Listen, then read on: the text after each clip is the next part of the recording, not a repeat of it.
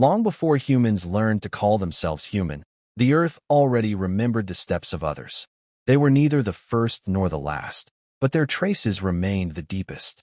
Their names sounded differently in different eras, but the oldest tablets called them the Anunnaki, those who descended from the heavens and connected the sky with the earth. They came into a world where the land was still changing its shape, and the seas knew no boundaries. They did not conquer the earth, they studied it. They did not build empires for power, but created structures for order. The cities of the Anunnaki were not like human cities. Their streets knew no chaos. Their walls were not built for defense. The stone in them was not dead. It remembered touches, preserved knowledge, responded to sound and light. At night, these cities were not dark. The sky glowed softly, as if the space itself were breathing. The stars were closer, and some of them seemed to respond. The Anunnaki lived long, not because they feared death, but because time flowed differently for them. They observed cycles, the birth of worlds, the flourishing and fading of forms of life. For them, the earth was one of many, but over time it became special. Something changed here. The first creatures capable not just of existing, but of asking questions appeared. Primitive, fragile, mortal, but in their gaze was a reflection of the future. The Anunnaki did not create humans in an instant. They did not mold them from clay, as myths later told. They guided processes, accelerated development, intervened rarely, and only when the balance began to collapse. The first humans did not know their mentors. They saw them as tall shadows against the dawn, as voices coming in dreams, as figures standing on hills and disappearing with the first rays of the sun. They were given a little, not knowledge of everything, but an understanding of the basics: how to read the sky, how to listen to the earth, how to remember the past. That was enough. But nothing lasts forever. The time to leave came. The Anunnaki knew this in advance. They saw the shifting stars, felt tremors in the very fabric of the world. The earth was entering a new cycle, rougher, faster, less stable. They began to leave traces, tablets of clay and stone, encoded so that they could not be understood immediately. Structures oriented to the stars, which had not yet taken their place. Stories told as myths, to survive memory, even when the meaning was lost. And one day, the cities emptied. Not suddenly, not in catastrophe, quietly. Humans awoke in a world where those who watched from above were no longer there. The world remained whole, but as if it had lost its voice. The first generations felt it. They feared the silence. They sought gods in the sky because they remembered that the sky once responded. Thus legends appeared. Each tribe remembered something of its own. Somewhere they spoke of a flood, somewhere, of a war of gods, somewhere, of a golden age gone beneath the waters. The truth shattered into fragments. Thousands of years passed. Humans built their civilizations over the ruins, not understanding that the stones beneath their feet were older than any memory. They found tablets, but could not read them fully. They saw strange proportions of ancient structures, but attributed it to primitive beliefs. Sometimes those were born who felt more. They looked at the stars and felt a strange closeness. They dreamed of cities that did not exist. They heard names belonging to no language. Such people were called prophets, madmen, wise men. But time passed, and the world became noisier. Stories were lost. Knowledge was replaced by simpler explanations. Secrets became inconvenient. And yet the Anunnaki did not disappear completely. Not in bodies, in traces, in the geometry of temples, in recurring myths of different peoples, in the strange feeling that civilization had arisen too quickly. Sometimes, late at night, when the world is quiet, it seems that the earth remembers, that under layers of asphalt and concrete, ancient structures still sleep, that the stars are still in their places, waiting to be recognized again. And maybe the Anunnaki did not leave. Maybe they just stopped intervening to see what humanity would become without mentors. And if so, then this world is not a gift, but a test. Even more time passed than the human mind can hold. Civilizations rose and fell like waves on the shore. Each believed it was the first. Each considered itself the pinnacle. And almost each left ruins behind. As a reminder that nothing belongs forever, the earth patiently accepted everything. Cities were buried by sand. Temples sank underwater. Stone roads cracked and turned into hills. But deep beneath the surface remained what time could not touch. Ancient nodes, places of power, where the Anunnaki once observed the flow of the world. Humans felt these places without understanding why. They built shrines there. They erected altars. They chose them for capitals. Instinctively, as if memory was written not in the mind, but in the blood itself. Some nights were especially quiet. On such nights, the sky seemed lower than usual. The stars twinkled differently, as if checking, is everything going according to plan? At these moments, the most sensitive among humans felt a strange calm and anxiety at the same time. Please tell us in the comments what country and city you're watching from. What moments do you like best? They dreamed the same dreams. Vast halls of stone and light. Voices without words.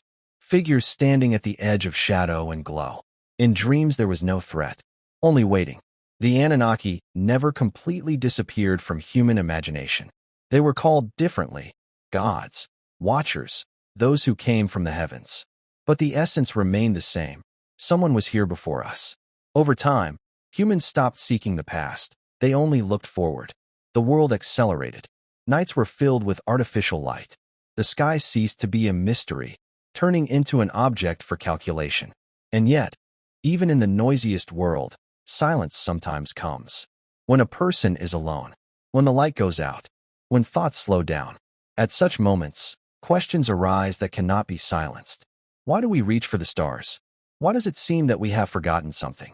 Why does history seem to begin not at the beginning, but in the middle?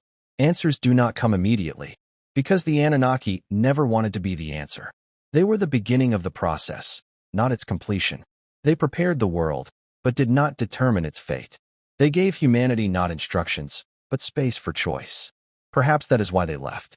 To see whether humanity would become the guardian of the world, or repeat the path of those who came before. Deep beneath the earth, tablets still lie, which no one has read completely. Their symbols do not speak directly. They wait for the time when humans will be ready not just to know, but to understand. And perhaps that time is closer than it seems. Because when you look at the stars today, you look at the same sky they did. And if you listen, in that silence you can feel not loneliness, but presence. Calm, observing, waiting. Times came when humans stopped considering the earth alive. They spoke of it as a resource, as a surface, as a place. Words became dry, convenient, devoid of memory. But the earth itself did not forget. It remembered the steps of the Anunnaki. It remembered the first cities. It remembered how knowledge was passed not through power, but through responsibility. And when balance began to shift again, it responded as it always does, slowly, but inevitably. The sky grew heavier. Clouds gathered longer than usual, as if something was holding them in place. Winds changed direction for no apparent reason. Animals left their usual places, as if they heard a call inaccessible to human ears. Ancient tablets spoke of this, of the time when water returns forgotten paths, of the day when rivers stop obeying banks, of the moment when memory is washed away to make room for a new beginning. Humans called it the flood, but for the Anunnaki, it was not punishment. It was restoration. When the first waters rose, fear gripped the world. Cities, confident in their strength, proved fragile. Towers fell. Streets disappeared. Knowledge not anchored in memory was lost. But not everything. Those who listened to the earth managed to leave. Those who watched the stars understood the signs. Those who preserved stories kept them in songs and symbols. Water did not destroy, it erased the excessive. Beneath its surface lay the cities of the Anunnaki, as if immersed in sleep. Their structures remained intact, but inaccessible. They waited for another time, another era, another level of understanding. When the waters receded, the world became quieter. Humanity emerged from this renewed landscape changed. Lost, but cleansed. People no longer remembered their mentors directly. They only remembered fear of the sky and gratitude to the earth. Thus began a new era. Stories became shorter. Life heavier. But in the depths of consciousness remained an image, a feeling that once everything was different. The Anunnaki observed from afar, not intervening, not correcting, not directing. They knew, if they intervened again, the cycle would never be completed.